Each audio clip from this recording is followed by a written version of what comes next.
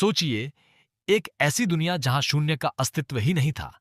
न कोई कंप्यूटर, न कोई कैलकुलेटर, न कोई आधुनिक गणित। आज हम जिस दुनिया में जी रहे हैं, वो एक इंसान की खोज पर टिकी है। उस इंसान का नाम था आर्यभट्ट।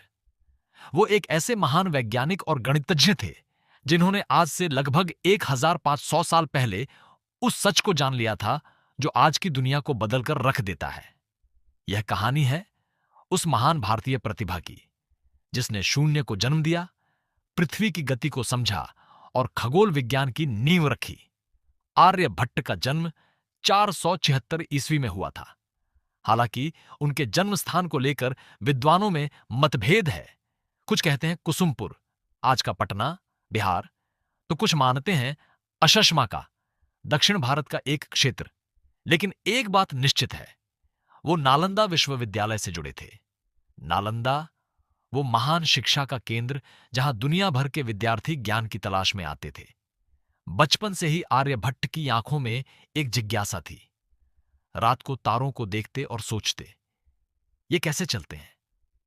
पृथ्वी क्या है? ब्रह्मांड कितना बड़ा है? उनके गुरुओं ने जल्द पहचान लिया, यह बालक साधारण नहीं है। इसके सवाल, इसकी सोच, यह किसी और ही दुनिया का है। मात्र 23 वर्ष की आयु में आर्यभट्ट ने एक ऐसा ग्रंथ लिखा जिसने पूरी दुनिया की सोच बदल दी। उस ग्रंथ का नाम था आर्यभट्टियम। यह ग्रंथ संस्कृत श्लोकों में लिखा गया था और इसमें मात्र 118 श्लोकों में गणित और खगोल विज्ञान के ऐसे रहस्य छुपे थे जिन्हें यूरोप सदियों बाद समझ पाया। आर्यभट्टियम के 4 भाग थे। 1, गीतिकापाद, समय और ब्रह्मांड की गणना। 2, गणितपाद, शुद्ध गणित। 3, कालक्रियापाद, समय की गणना और ग्रहों की स्थिति।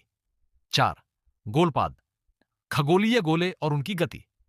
यह ग्रंथ आज भी दुनिया की सबसे महत्वपूर्ण वैज्ञानिक पुस्तकों में से एक माना जाता है। 0 अंक धीरे धीरे आता है, फिर उससे बनती है 10, 100, 1000। और अब बात करते हैं उस खोज की जिसने इंसानियत की दिशा बदल दी। 0, 0। आज हम इसे इतना सामान्य मानते हैं कि सोच भी नहीं सकते कि इसके बिना दुनिया कैसी होती। लेकिन आर्यभट्ट के समय यह अवधारणा कि कुछ नहीं को एक अंक से दर्शाया जा सकता है, क्रांतिकारी थी।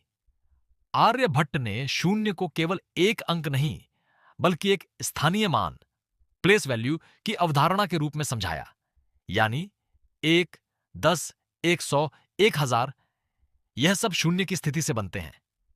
इसी खोज की नींव पर बाद में ब्रह्मगुप्त ने शून्य के नियम बनाए और अरब गणितज्ञों ने इसे पूरी दुनिया में फैलाया। आज के कंप्यूटर, इंटरनेट, आर्टिफिशियल इंटेलिजेंस, सब कुछ उस एक शून्य पर टिका है जिसकी नींव आर्यभट्ट ने रखी। शून्य नहीं तो कुछ नहीं। लेकिन आर्यभट्ट यही नहीं रुके। जब पूरी दुनिया मानती थी कि सूर्य पृथ्वी के चारों ओर घूमता है, तब आर्यभट्ट ने कहा, नहीं, पृथ्वी अपनी धुरी पर घूमती है। यह बात उन्होंने 1500 साल पहले कही थी। यूरोप में कोपरनिकस ने यही बात 16वीं सदी में कही और उन्हें क्रांतिकारी माना गया। लेकिन आर्यभट्ट ने यह सच उनसे 1000 साल पहले जान लिया था। आर्यभट्ट ने और क्या खोजा? सूर्य ग्रहण और चंद्र ग्रहण का सच। उन्होंने बताया कि ग्रहण कोई राक्षस राहु नहीं निगलता, बल्कि यह पृथ्वी और चंद्रमा की परछाई की वजह से होता है। 1 वर्ष की सटीक गणना। उन्होंने बताया कि 1 सौर वर्ष बराबर 365 दिन, 6 घंटे, 12 मिनट, 30 सेकंड। आज की आधुनिक गणना से यह मात्र 3 मिनट 20 सेकंड का अंतर है। 1500 साल पहले बिना किसी यंत्र के यह अद्भुत है। पाई की गणना। आर्यभट्ट ने पाई की कीमत 3.1416 बताई, जो आज की गणना से लगभग बिल्कुल सटीक है। आधुनिक दुनिया, कंप्यूटर, रॉकेट, उपग्रह और बीच में आर्यभट्ट का चित्र, आर्यभट्ट का प्रभाव सिर्फ भारत तक सीमित नहीं रहा। उनके काम का अरबी भाषा में अनुवाद हुआ।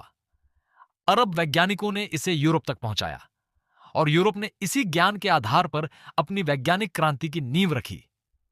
1975 में जब भारत ने अपना पहला उपग्रह अंतरिक्ष में भेजा, तो उसका नाम रखा आर्यभट्ट, क्योंकि वो एकमात्र नाम था जो उस महान उपलब्धि के योग्य था। आर्यभट्ट ने हमें सिखाया, ज्ञान की कोई सीमा नहीं होती। सवाल पूछना बंद मत करो। आकाश की ओर देखो और उसे समझने की कोशिश करो। रात का आकाश, तारे और धीरे धीरे शून्य फिर से चमकता है। आर्यभट्ट ने कभी किसी यंत्र का सहारा नहीं लिया। उनके पास था तो बस एक जिज्ञासु मन, एक कागज और एक दृढ़ विश्वास। वो चले गए, लेकिन उनका दिया हुआ शून्य आज भी अमर है। हर बार जब आप अपना फोन उठाते हैं, जब कोई रॉकेट अंतरिक्ष में जाता है, जब कोई कंप्यूटर काम करता है, उस हर पल में जीता है आर्यभट्ट। भारत के इस महान सपूत को हमारा शत शत नमन।